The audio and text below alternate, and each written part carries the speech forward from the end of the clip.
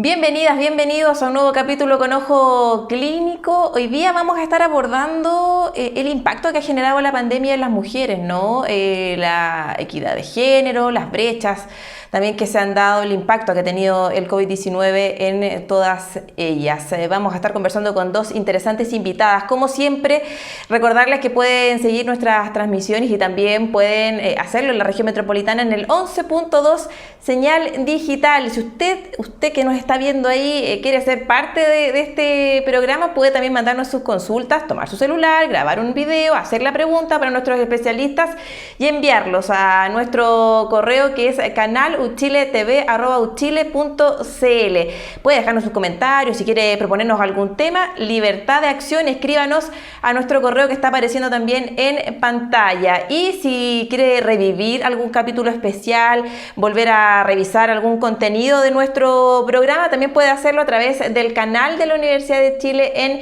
YouTube. Ahí está, ¿cierto?, toda la programación de la universidad, los distintos espacios que tenemos en el canal para que usted pueda disfrutar de este contenido, ¿cierto?, porque Uchile TV es una muy buena señal. Aquí comienza con Ojo Clínico.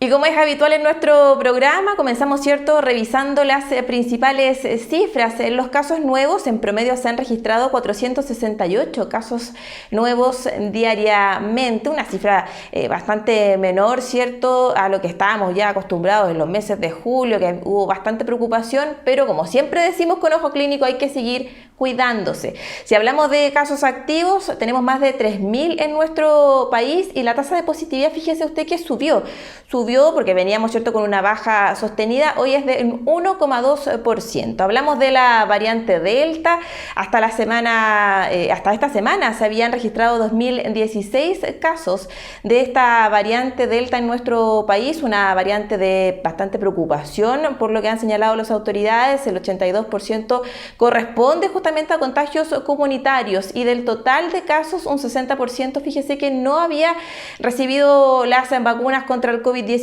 por lo tanto volvemos a hacer nuestro llamado, ¿cierto?, que es habitual en nuestro programa, a concurrir a los centros de salud, a respetar el calendario de vacunación, a recibir esta inoculación, ¿cierto?, que puede salvar en vidas, que puede ayudarnos, ¿cierto?, a controlar esta pandemia. Hablamos también del plan paso a paso. No hay comunas en cuarentena en nuestro país, hay mayor movilidad y también esta semana 8 comunas retrocedieron a preparación y 2 avanzaron a apertura. Hablamos sobre el aislamiento porque a contar de este lunes 27 de septiembre van a comenzar a regir también modificaciones en torno a los aislamientos de casos confirmados, probables, contactos estrechos. Ahí también va a haber una relación directa con la vacunación, con el estado de vacunación que tenga cada persona. Y hablamos y cerramos con las vacunas, porque hubo una buena noticia. Fíjese que Pfizer BioNTech también hizo un anuncio importante, esto a raíz de varios estudios que han estado realizando. Bueno, señalaron y aseguraron que su vacuna contra el COVID-19 es segura para niños y niñas desde los 5 años. Recuerden que también en nuestro país se está inoculando a los menores de edad, hay un calendario establecido, ¿cierto? Está focalizado por estos días en los adolescentes, pero obviamente esta cifra también va a ir ampliándose, ¿cierto?, la vacunación a los más niños si es que se siguen recibiendo estas buenas noticias como este estudio de BioNTech. Seguimos aquí con Ojo Clínico.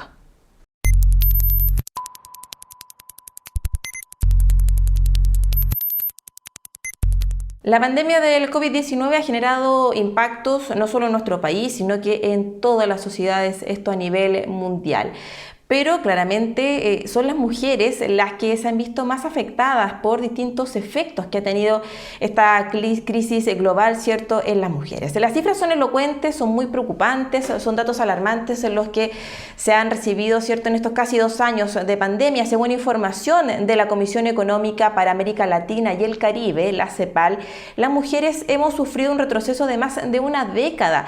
Esto en los avances que se habían alcanzado justamente en la participación laboral. Estamos hablando de que muchas de ellas perdieron sus empleos, no pudieron seguir trabajando, hay una precarización también laboral o tener que cumplir otras funciones dentro del hogar, tener que escoger, ¿cierto?, a la hora de un trabajo remunerado o el trabajo doméstico y las distintas responsabilidades que tenemos todas, ¿cierto?, en nuestros hogares con el cuidado de niños, con el cuidado de adultos mayores. A esto también se suman algunos otros factores, como por ejemplo el confinamiento, ¿cierto?, prolongado, y esto hizo que se potenciara lamentablemente el alza también, y se ha registrado un alza en la violencia contra las mujeres y una dificultad de acceso, por ejemplo, a métodos anticonceptivos. Son muchos los efectos y las consecuencias que ha dejado esta pandemia, esta crisis sanitaria en todas las mujeres. Un reporte de ONU Mujeres justamente también es aún más alarmante. Ellos lo denominaron como la pandemia en la sombra, justamente por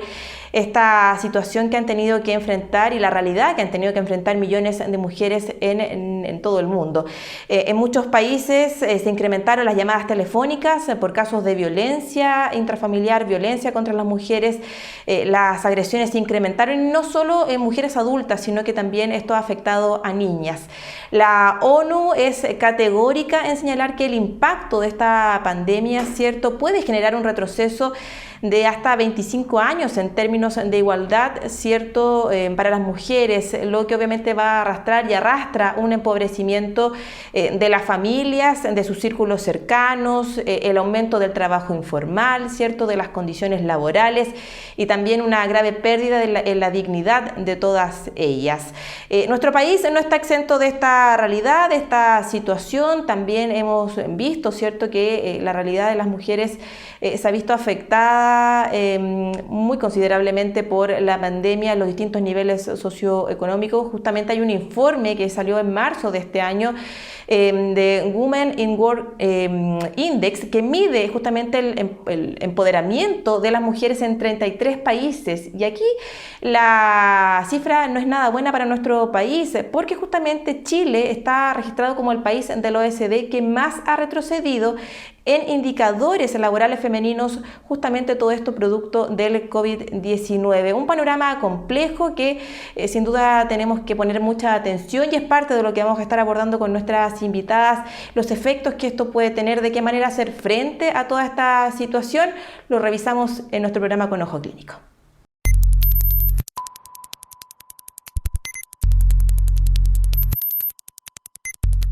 Y nos acompaña Catalina Lamata. Ella es jefa de la Unidad de Género de la Vicerrectoría de Investigación y Desarrollo de la Universidad de Chile. Catalina, muchísimas gracias por acompañarnos. Muchas gracias a ustedes por la invitación. Un gusto, Maritza.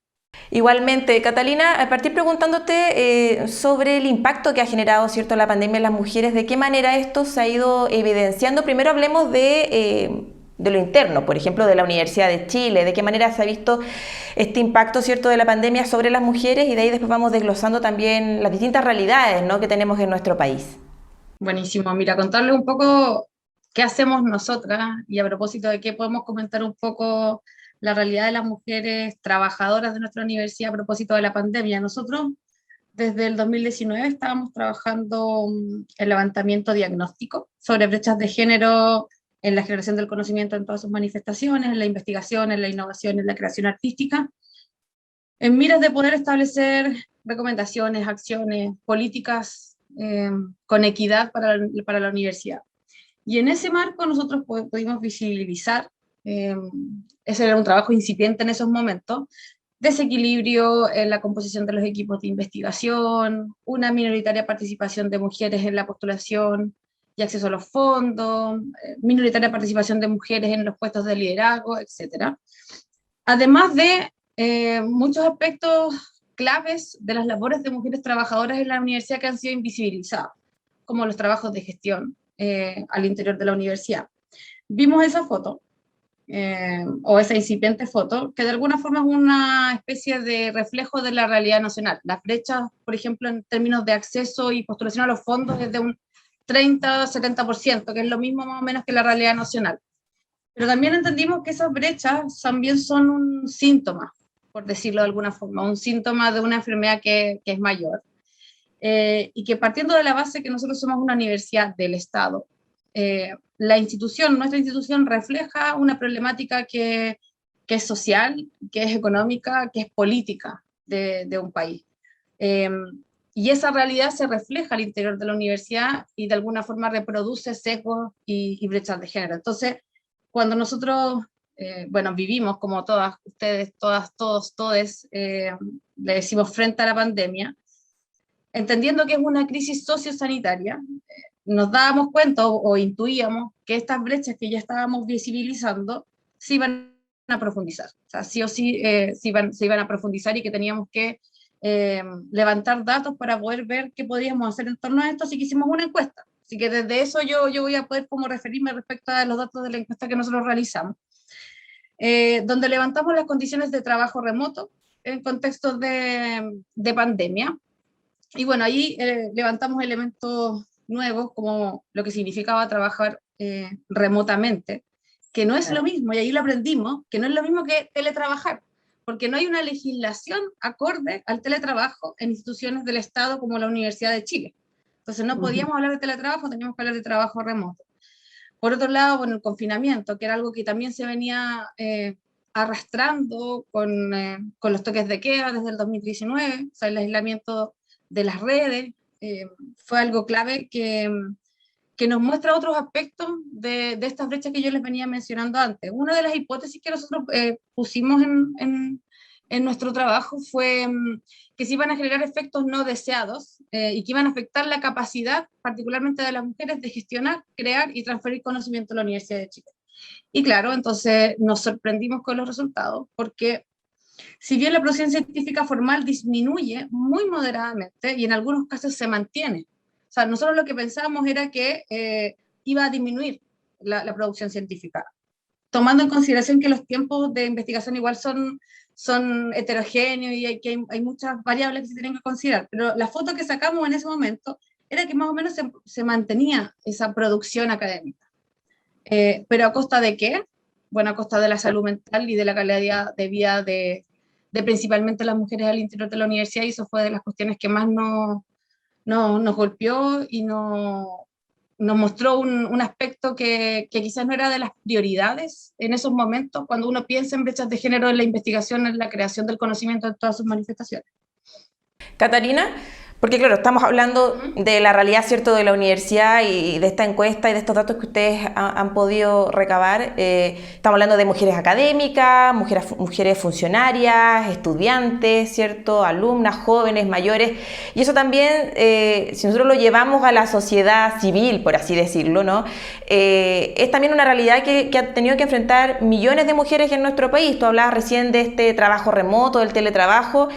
Y yo pensaba, claro, muchas mujeres tuvieron que estar desde su casa trabajando, cumpliendo con las responsabilidades laborales, digo, pero también con el cuidado de los hijos, con el trabajo doméstico, mantener una casa, el cuidado de adultos mayores. ¿Qué otros impactos ustedes también han podido ver del día a día, ¿cierto?, de las mujeres? ¿Cómo hemos tenido que ir enfrentando esta crisis sanitaria? Llevamos casi 2 años, ¿cierto?, con esto, y cómo esto ha repercutido no solo a nivel social, económico, sino que también emocional en ellas. Sí, así como tú bien lo dices, como esta realidad que que viven las mujeres trabajadoras al interior de la universidad es algo que se replica de cierta forma afuera de la universidad. Y creo que transversalmente tiene que ver con esto que tú mencionas, que es llamado la doble presencia, ¿no? La superposición entre la vida laboral y la vida personal. Todo lo referido a las labores de cuidado, a los cuidados de adultos mayores, a los cuidados de los niñas, niños, jóvenes, y a las labores domésticas. Entonces, hay datos que nosotros manejamos, que sacamos de la encuesta, en donde dice el 75% de las mujeres está constantemente preocupada por el trabajo cuando no lo está realizando. Y a otro alto porcentaje les cuesta concentrarse en su trabajo debido a las responsabilidades familiares, domésticas, trámites, entre otros quehaceres. El 40% cree que nunca, pocas o algunas veces se respetan los horarios de almuerzo, inicio y término de la jornada. Entonces, vamos viendo cómo se van brincando todas estas tensiones que surgen de ese traslape entre la vida laboral, en la vida como se difumina ese límite entre lo privado y lo público, digamos, y se generan estas tensiones que afectan principalmente a la mujer, y se profundizan fenómenos de agotamiento, de aislamiento, el cansancio respecto a, y debido a la alta demanda laboral. O sea, es que clave lo que mencionaba antes, como a pesar de todo esto, se mantiene la productividad. O sea, las mujeres siguieron trabajando, siguieron haciendo sus papers, siguieron trabajando eh, con todo este panorama difuminado al interior de los hogares de, de nuestro país. Entonces, es algo que, claro, que se ve al interior de la universidad, pero que efectivamente es una fotografía de lo que pasa en todas partes. Es bien importante lo que señalas, Catalina, y también hay otra arista, ¿no? Que tiene que ver como con este trabajo remoto, con estas responsabilidades que uno ha ido asumiendo durante la pandemia. ¿Cómo eso también ha mermado, sientes tú, las posibilidades de desarrollo de estas mismas mujeres a nivel educacional, a nivel intelectual, cierto, académico? Eso también ha generado un impacto, ¿no? En el desarrollo profesional. A pesar de todas las cosas que mencionamos, de todas formas fue un privilegio quienes pudimos tener la posibilidad de trabajar remotamente, o sea, de poder quedarnos en los hogares y no tener que salir a trabajar presencialmente. Y eso no es algo que hayan vivido todas las mujeres en el país. Creo que es una parte que no me sé los porcentajes, no voy a mentir, pero sí creo que hay que partir de la base de que eso es un privilegio. Ahora bien, considerando las tensiones que enfrentamos todas, digamos, como aprender a ocupar Zoom, aprender a hacer reuniones, como yo coordinando equipos, como cómo haces una reunión que antes uno tenía una pizarra y organizaba las cosas y planificaba, hacerlo con esta nueva virtualidad, o nueva al menos para mí, en mi caso personal.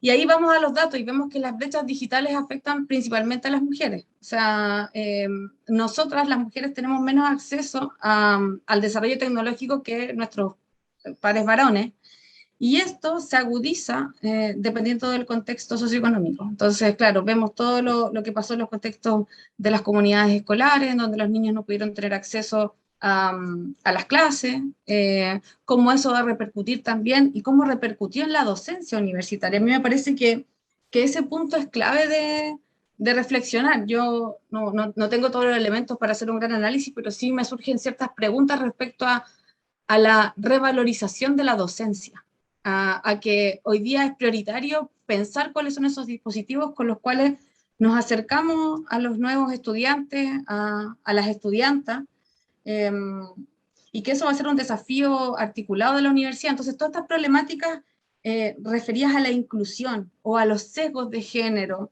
eh, ¿cómo las enfrentamos con una nueva virtualidad, con nuevas formas de relacionarnos también? Eh, y no menor, quizás creo que es importante mencionar también todo lo que significa para nosotros como trabajadores los costos asociados al teletrabajo. O sea, como la luz, el internet que se nos cae, no se nos cae, como las preocupaciones referidas a eso y cómo, siendo nosotros una universidad del Estado, no se ha contemplado eso en, digamos, en las condiciones de trabajo de muchas y muchos. Eso Catalina, diría. lo decíamos en la introducción, distintas organizaciones mundiales, ¿cierto?, han alertado también de lo que ha pasado con el incremento en la violencia contra la mujer, ¿no? El aumento de llamados telefónicos, de pedidas, ¿cierto?, de ayuda, de auxilio y alertando sobre esta difícil situación. ¿Ustedes en la encuesta pudieron detectar también esto? Mira, nosotros no levantamos información específica respecto a violencia de género, porque si no era ampliar mucho y también es una cuestión bastante delicada de levantar cuando no se tienen los dispositivos o mecanismos adecuados para poder eh, darle cara a la problemática tan delicada como la violencia de género. Exacto. Eh, pero sí, lo que pudimos levantar y principalmente respecto a las preguntas abiertas que hicimos fue lo que mencionaba antes, ciertas tensiones referidas a las problemáticas de salud mental, a todo lo que la doble y triple presencia generó al interior de los hogares y cómo eso se traslada también al espacio de trabajo. Y se generan tensiones al interior de nuestras propias orgánicas. Creo que hablar de la pandemia desde la universidad no es como poner una lupa y mirar hacia afuera, sino que ver en nuestros propios cuerpos qué es lo que ha pasado. Yo como trabajadora de la universidad, como coordinadora de un equipo, como parte de una vicerrectoría, y parte importante de eso es analizar nuestras propias orgánicas. Cómo nosotras mujeres tuvimos que ser las que contuviesen a nuestros pares varones. O sea, nosotros tuvimos que contener el estrés de nuestros compañeros, los problemas de salud mental que surgen, qué dispositivo establecemos para eso, y ahí me parece que la Vicerrectoría de Asuntos Estudiantiles y Comunitarios ha hecho o está haciendo un incipiente trabajo interesante respecto a los cuidados al interior de la universidad, porque principalmente creo que eso es parte de lo que tendríamos que reflexionar, pensando en que todas estas tensiones al interior de los hogares o fuera, considerando la crisis económica, etcétera, no se traslada al espacio laboral en forma de violencia, digamos. Exacto. Catalina, te quiero preguntar también sobre eso, sobre el rol de la institucionalidad, el rol de las universidades para poder, ¿cierto?, trabajar frente a este impacto para que no sea tan complejo, ¿no?, como lo estamos viendo. Pero antes te quiero invitar a que revisemos una consulta que nos llega desde el público, porque también en Ojo Clínico, con Ojo Clínico tenemos espacio para nuestros telespectadores. Mira, te invito a que veamos el siguiente video. ¿Cuánto haya retrocedido el empleo femenino durante la pandemia del COVID-19? Ahí estaba esta consulta, ¿cierto?, que nos hacen con respecto al empleo femenino. ¿Qué podemos responder, Catalina? Mira, Maritza, no voy a mentir porque no tengo los datos exactos respecto al empleo femenino nacional, pero sí creo que abre una temática que es importante al interior de la universidad y que refiere, digamos, a las condiciones de trabajo de todas y todos. O sea, que no solo hablamos acá de trabajadores académicos, sino que trabajadores no académicos, aquel personal a honorarios que trabaja en los proyectos de investigación y que se han visto fuertemente afectados por la crisis económica y la crisis que ha generado la pandemia también, porque son aquellos fondos concursables los que se recortaron también fondos de investigación desde el Ministerio de Ciencia y Tecnología, y por lo tanto surgen distintas preguntas respecto a cuáles son las condiciones de trabajo de todas y todos al interior de una universidad del Estado como la Universidad de Chile y cómo protegemos el empleo por sobre otras cosas. En ese sentido creo que la precariedad de aquellos que están en horarios hoy día en la universidad es un tema importante que ver como responsabilidad de una comunidad que se ve a sí mismo como amplia y diversa en sus distintas responsabilidades y que todos son parte de alguna forma de la generación del conocimiento en la Universidad de Chile. Todas y todos somos partícipes de eso y por lo tanto tenemos que intentar preocuparnos, digamos, de aquellos que dependen de fondos que debido al sistema hoy día son concursables y que no permiten la permanencia de aquellos dentro de la institución. Nos quedan poquitos minutos, Catalina, para cerrar la entrevista, pero antes quiero hacerte un par de consultas para que las respondamos. Primero, estos datos de la encuesta, ¿dónde los encontramos? ¿De qué manera esto también contribuye, ¿no?, a ir conociendo la realidad de las mujeres en sus distintos roles? ¿Y de qué manera también cumple un rol la universidad, la institucionalidad frente a esto, ¿no?, a mitigar el impacto que está teniendo esta pandemia, que no se ha terminado todavía, ¿cierto?, frente a las mujeres? Sí, nosotros tenemos el estudio colgado en la página de la Vicerrectoría, de Investigación y Desarrollo de la Universidad de Chile, ahí está, y también tenemos a disposición en la encuesta que hicimos, las preguntas, las hicimos todo un trabajo, un instrumento con perspectiva de género que ponemos a disposición también de las instituciones que lo quisiesen ocupar para poder levantar la información que nosotros también pudimos levantar a propósito de esta encuesta. Y bueno, respecto al rol, yo creo que lo principal, entre muchas cosas, tiene que ver con que enfrentar el impacto de la pandemia no solo refiere a un análisis interno, a ver cómo nosotros nos cuidamos y la orgánica se reacomoda y apoya a sus profesores, a sus profesoras, sino que también una mirada afuera, al sistema. Porque hoy día los fondos de investigación que son competitivos y que los académicos y académicas tienen que postular afuera hacia el Ministerio de Ciencia y Tecnología, son los que se recortan, son los que lo que fluye, digamos, porque la Universidad del Estado, la Universidad de Chile, no tiene fondos basales para poder determinar o para poder organizar de mejor forma el uso de los recursos. Por lo tanto, se hace súper importante hacer una reflexión respecto a aquello. Y por otro lado, a propósito de lo que salió en la encuesta, si la productividad se mantiene a costa de la salud mental, se abren las preguntas de esa productividad para qué, a costa de qué. O sea, a costa de la salud de la gente vamos a seguir con este nivel de presión. Esa competencia sigue teniendo sentido. Se necesita un reorden del sistema en términos del financiamiento de la investigación académica. Yo creo que se pone de manifiesto la necesidad de administrar la universidad de una manera mucho más armónica, donde se hacen necesarios fondos basales, y que también nos pensemos y nos preguntemos nuevas formas de generación del conocimiento que vayan en función de las necesidades reales de nuestro pueblo. O sea, hoy día es un virus lo que nos está atacando, y quizás es en eso donde debiésemos priorizar quizás la investigación y la transferencia tecnológica de la universidad durante los próximos años, o en otros aspectos respecto a los cuidados integrales en nuestro país y en la universidad. Tal cual, así es. Le queremos agradecer a Catalina Lamata, ella es jefa de la Unidad de Género de la Vicerrectoría de Investigación y Desarrollo de la Universidad de Chile, por conversar con nosotros, con Ojo Clínico, ¿cierto? Sabemos que no estás en Chile, que te tomaste unos minutitos también para ser parte de este programa. Que te vaya muy bien, muchísimas gracias.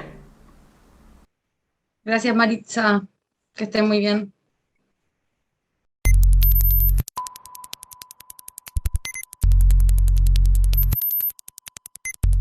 ¿Cuáles son las principales secuelas del COVID-19 a nivel gastrointestinal? La doctora Ana María Madrid nos explica de algunas justamente de estas secuelas, cómo las personas pueden quedar con ciertas molestias, dolores estomacales, complicaciones en el siguiente video.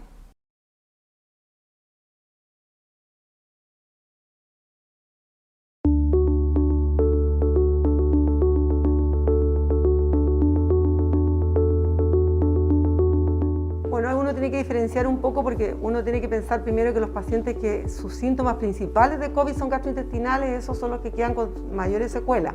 En general los pacientes pueden hacer lo que nosotros llamamos intestino irritable postinfeccioso. Estos pacientes pueden quedar con diarrea crónica que puede durar un tiempo prolongado, puede durar unos meses, o finalmente se puede mejorar sola, pero fundamentalmente quedan con dolor abdominal, náuseas, pacientes que quedan con síntomas dispépticos en el sentido de que tienen sensación de pesadez postprandial, pacientes que tienen distensión abdominal, que tienen dolor abdominal crónico. Eso significa que las molestias duran más allá de 6 meses. Probablemente todo esto se podrá mejorar, pero no sabemos porque todavía no llevamos suficiente tiempo para saber en cuánto tiempo se van a mejorar estos pacientes. Así que yo por ahora solo puedo decir que los pacientes sí tienen más síntomas gastrointestinales después del COVID, especialmente aquellos que como principal síntoma son los síntomas gastrointestinales en el momento de su crisis.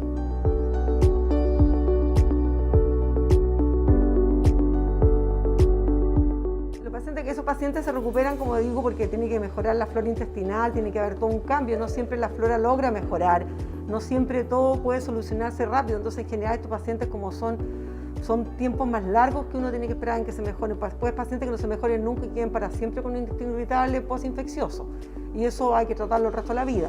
Pero otros se pueden mejorar a los 6 meses, al año, pueden ir recuperándose y finalmente los pacientes pueden lograr, la mitad de los pacientes pueden recuperarse después de un largo tiempo.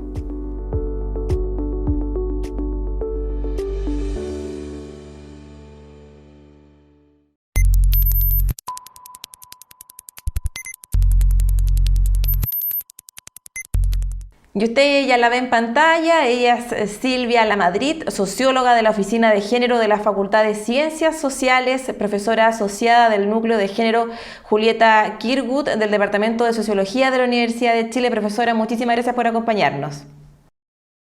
Gracias a ustedes. Profesora, se han realizado varios estudios con respecto al impacto que ha tenido la pandemia en las mujeres. Si usted tuviera que clasificar o hablar de 3 grandes ejes o los 3 principales efectos que ha tenido el COVID-19 en las mujeres, ¿en qué pondría el acento? Yo creo que el primero, el empobrecimiento. O sea, creo que la pandemia ha significado un empobrecimiento general para la población, en la medida que mucha gente perdió puestos de trabajo, o la forma en que se ganaba la vida no pudo seguir funcionando. Yo creo, y todos los datos indican que eso afectó más a las mujeres, que hubo más pérdida de trabajo, más pérdida de posibilidades de ingreso entre las mujeres, ¿no? Eso es bastante común, digamos, se sabe por toda la investigación en economía y trabajo que ante cualquier crisis quienes primeros pagan la cuenta son las mujeres. ¿Mm? Aumenta más la cesantía, disminuyen los salarios, en fin. Así que eso yo diría que es el primer efecto, un empobrecimiento general. ¿Mm? Y el segundo efecto es el problema del encierro. ¿Mm? El problema del encierro y de que se hicieron más críticos problemas que las mujeres vivimos normalmente en la normalidad, digamos, como es la dificultad para combinar el mundo laboral con el mundo doméstico. ¿No? Porque lo característico de la sociedad patriarcal en que vivimos es que todo el peso de las labores domésticas esté sobre las mujeres. No necesariamente que las mujeres lo hagamos todo, pero la responsabilidad es nuestra. ¿Mm? Entonces, esa responsabilidad se acentuó mucho más durante la pandemia. Se hizo más crítica porque se perdieron todos los apoyos que se podían tener de fuera. Es decir, los pocos modestos apoyos sociales, ya fuera en el colegio, los jardines infantiles, en el sentido del cuidado de los niños, desaparecieron. Todo eso se volcó en la casa. Entonces teníamos a la mayoría de la población metidas en casas que eran pequeñas, donde donde no era fácil trabajar tranquilamente, porque ya el solo hecho de que una pareja compartiera un departamento con un hijo nomás, ya era crítico, porque se necesitaban 2 lugares de trabajo, y no hay 2 lugares de trabajo en un departamento de una pareja. Estamos hablando de clase media. Ahora vimos en el inicio de la pandemia el drama que esto significaba, por ejemplo, en los hogares migrantes, donde viven extraordinariamente hacinados, pero en general creo que la población chilena no disponía en absoluto en su hogar de cómo manejar esa situación. Entonces eso implicó para las mujeres una sobrecarga tensional, tener a los niños encima, que normalmente los niños, tener cualquier otra persona que fuera, que que necesitara cuidados, también siguió recayendo más en las mujeres. Además, hay registros de que en el comienzo de la pandemia, sobre todo, este hecho de estar encerrado significaba tensiones familiares y también agudizó las expresiones de violencia de género. ¿Mm? No hay datos todavía de que esto haya significado exactamente un mayor número de femicidios, pero sí hay datos de que significaron más denuncias, o por lo tanto, o sea, es evidente que hubo mayores expresiones de violencia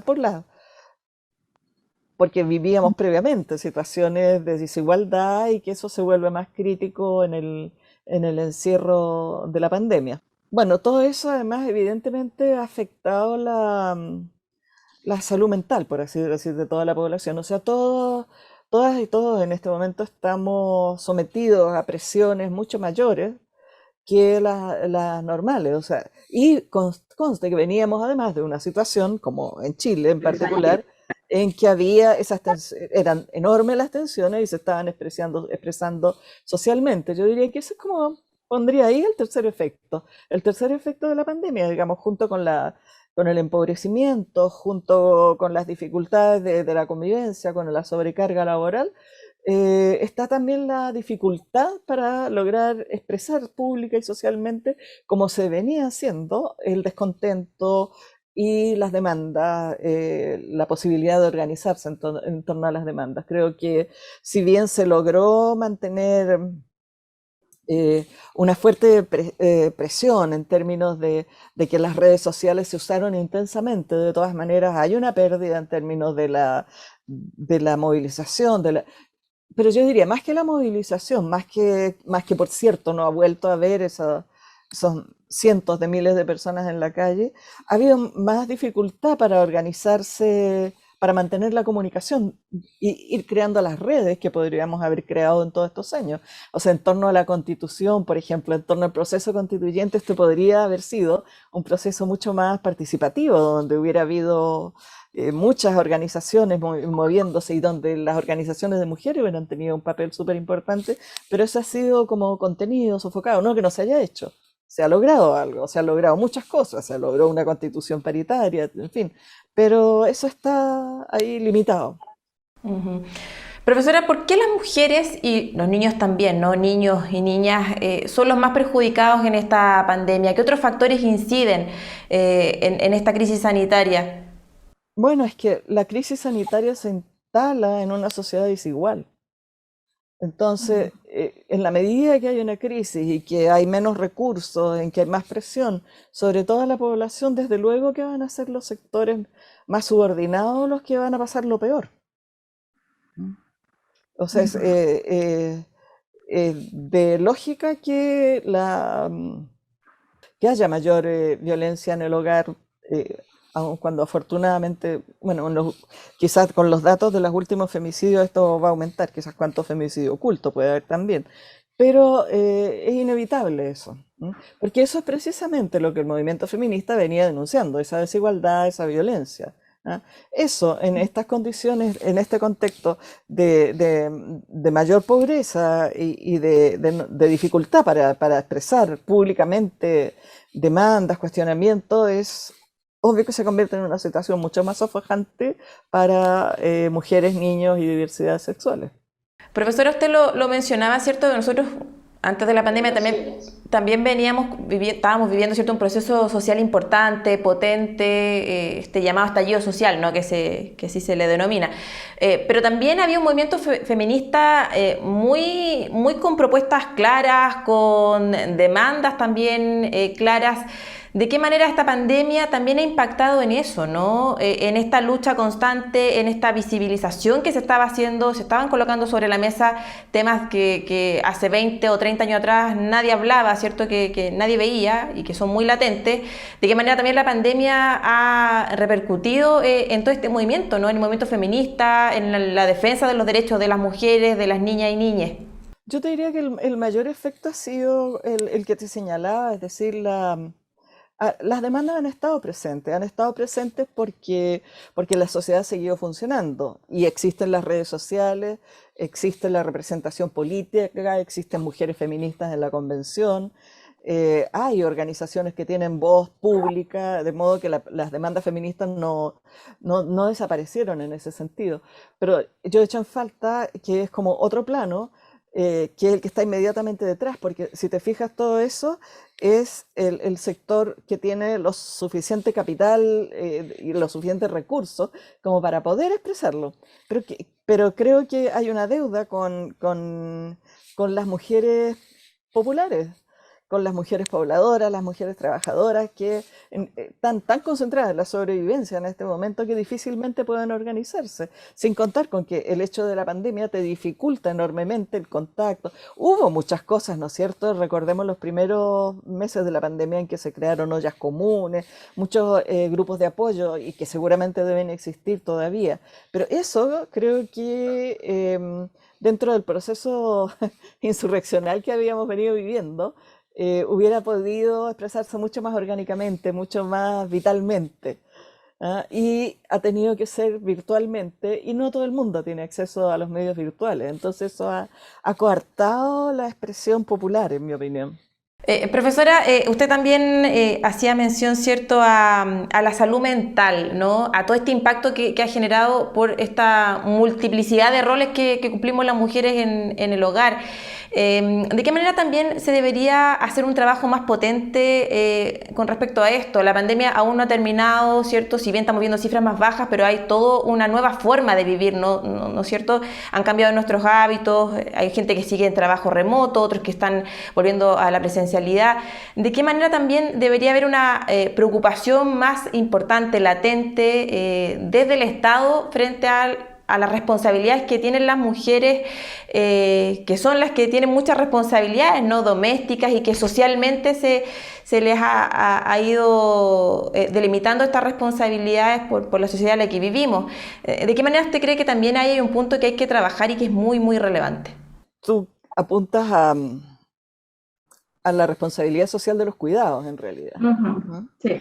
Bueno, ahí el problema, lo dramático es que en Chile es una sociedad neoliberal donde la responsabilidad social de los cuidados es ínfima, ¿no? O sea, el Estado colabora mínimamente con todas las necesidades de atención, de cuidados que pueden tener las personas, los niños, niñas, los jóvenes, los enfermos, los adultos mayores. En general, la red estatal es ínfima. ¿M?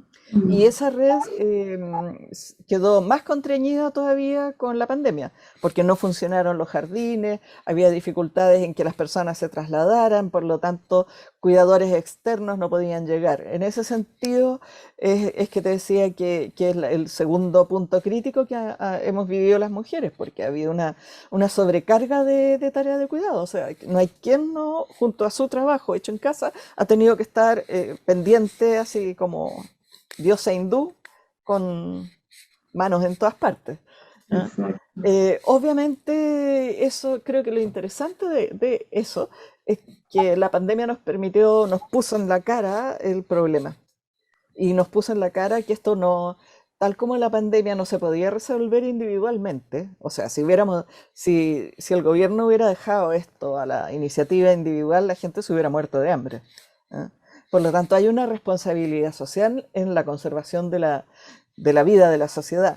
Y en ese sentido creo que es más visible plantear, por ejemplo, en la misma Constitución, o que sea tema de las campañas de las y los candidatos, que tiene que resolverse socialmente el problema de los cuidados en Chile. O sea, tenemos que salir de la idea de que esto es materia de mujeres, es materia de todas y todos, y sobre todo es materia también de cómo la institucionalidad lo resuelve.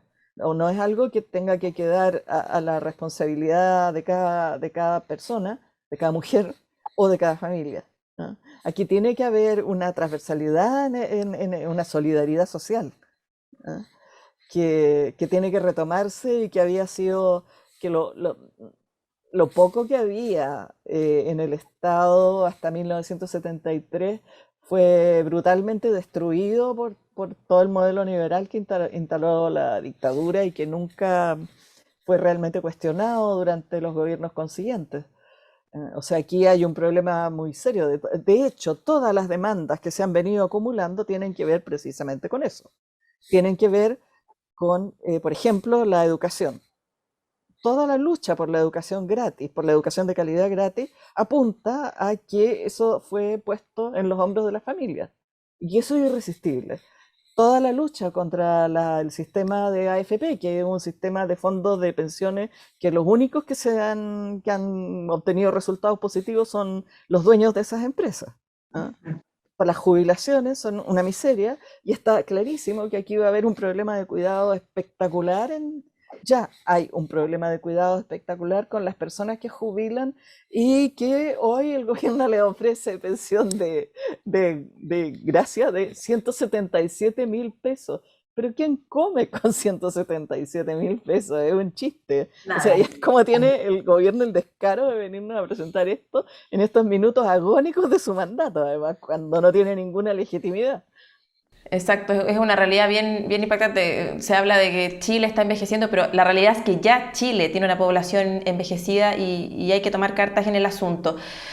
Profesora, la quiero invitar a que revisemos una consulta que nos llega desde Puente Alto. Tenemos a un auditor telespectador muy atento que nos quiere hacer la siguiente consulta. Soy Cecilia Castillo, soy de la comuna de Puente Alto, y quisiera hacerle una pregunta. ¿Cómo nos ha afectado a las mujeres esta pandemia? Profesora, ahí estaba la consulta que nos hacía Cecilia, ¿cierto? Desde Puente Alto. ¿Dónde poner el foco, no? Porque ella consulta cómo nos ha afectado esta pandemia a las mujeres. Lo hemos estado hablando a lo largo de estos minutos en el programa. Pero ¿dónde está el foco, no? ¿De qué manera esto se hace tan latente en el día a día de todas nosotras? En la sobrecarga de trabajo. Eso fundamentalmente. El exceso de responsabilidades. O sea, si ya había sobrecarga de trabajo antes de la pandemia, ahora hay mucho más, porque toda la pandemia, al encerrarnos, al llenarnos de constricciones, nos obliga a llevar vidas cada vez más limitadas, más estrechas, y en ese sentido la vida de las mujeres se ha ido encerrando, creo.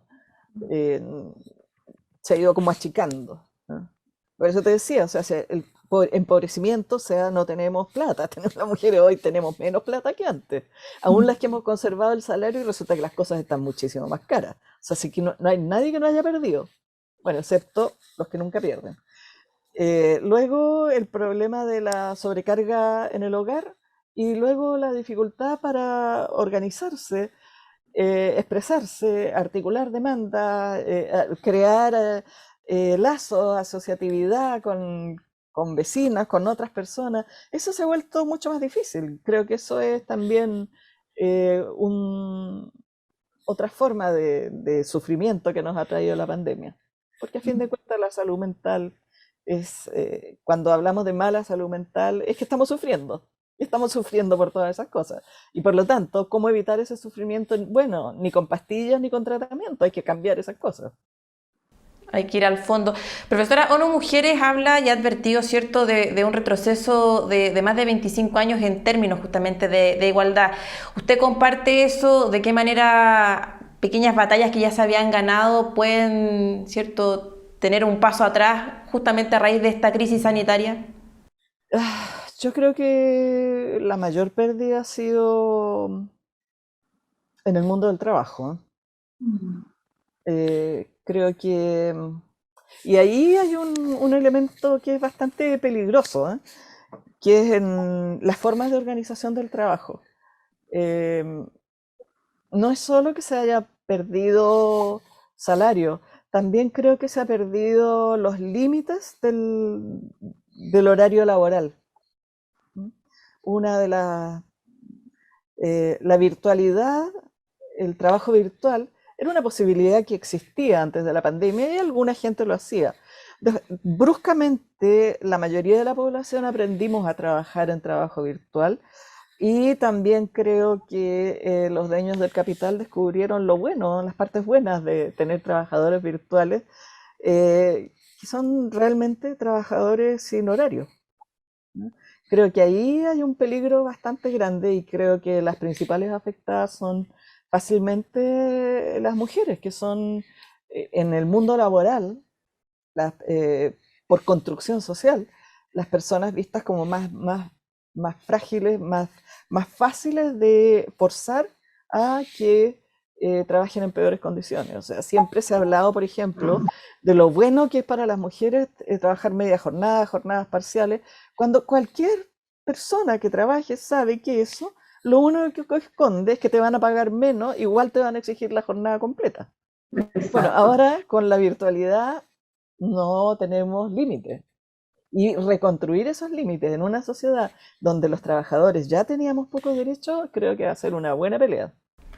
O también, profesora, la realidad que viven cientos o miles de mujeres que a raíz de la pandemia tuvieron que dejar de trabajar, quedar al cuidado de los hijos, de sus padres, adultos mayores, abuelos, y quizás cuándo van a poder incorporarse, o también en niveles socioeconómicos más bajos, también niñas que tuvieron que dejar, ¿cierto?, su escolaridad, que era también un tema que fue abordado al inicio de la pandemia por quedar al cuidado de sus hijos, de sus hermanos, ¿cierto?, menores, y quizás cuándo van a poder ellas retomar la educación o el trabajo.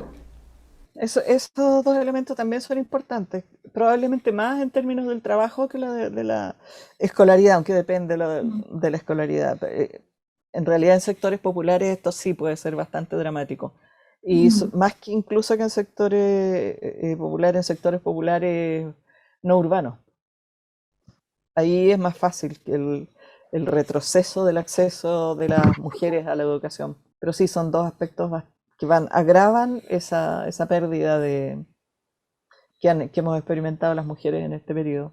Así es, sin duda un tema que da para un análisis muy, muy largo, ¿cierto? Es una realidad que nos atañe a todas. Y profesora, le queríamos agradecer estos minutos, ¿cierto?, por esta conversación, y la vamos a tener nuevamente, sin duda, también invitada en el programa para ir analizando otras aristas de esta pandemia. Que le vaya muy bien, muchísimas gracias.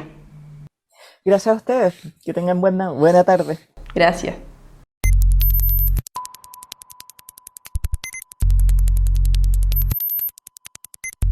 Estamos ya llegando al final de nuestro programa. Agradecerles a todos y a todas quienes han sido parte de este capítulo, donde abordamos un tema bien importante, ¿no? El impacto que ha tenido la pandemia en las mujeres, en las brechas de género, en la inequidad que muchas veces se genera. Hablamos con dos interesantes invitadas justamente sobre esto, ¿no? Las consecuencias que ha dejado esta crisis sanitaria en todas nosotras, el empobrecimiento que se ha generado a nivel laboral, las responsabilidades variadas que han tenido que asumir y que tuvieron que asumir las mujeres en medio de la pandemia, las situaciones que se vivieron al interior del hogar con un confinamiento prolongado, las condiciones sociales, económicas que no son iguales para todas, y eso también ha generado un impacto emocional, un impacto en la salud mental de las mujeres que muchas veces han tenido que hacerse cargo de hijos, hijas, de las labores domésticas, en desmedro de su desarrollo profesional. Muchas de ellas han tenido incluso que dejar de trabajar dentro de las consecuencias, ¿no?, de esta pandemia, por tener que tomar la responsabilidad de hacerse cargo de la familia, del cuidado de adultos mayores, de padres, de madres, de abuelos, también de sus propios hijos, ¿cierto? Y en responsabilidades, en labores que no muchas veces son compartidas con una pareja, ¿no?